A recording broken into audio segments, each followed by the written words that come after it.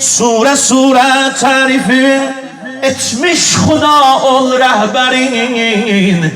Aya aya Halik-i yekta Ali'den bahsedir. Eşk Ali'den bahsedir. Sevda Ali'den bahsedir. İzni Mirac verilmiş Hazreti Peygamber'e. Hazreti Peygamber Miraca gidende neler gördü.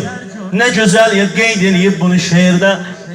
İzni Mirac verilmiş Hazreti Peygamber'e. Kendisi bir mənzərəyken görmüş əla mənzərə.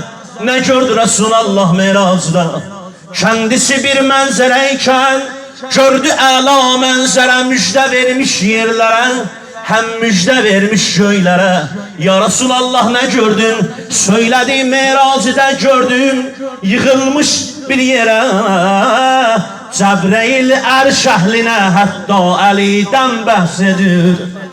Aya aya Halik-i yekta Ali'den bahsedir. İsmini yüksek adaletle yazıp doğuranlara hak adalet dersini Mola keçib sultanlara.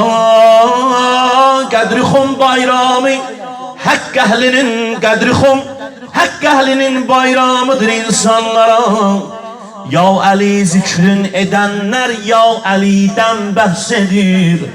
Aya aya Halik-i yekta Ali'den bahsedir. İşitsen o adın zikrini, hamd elə Allah'a yetir şükrünü.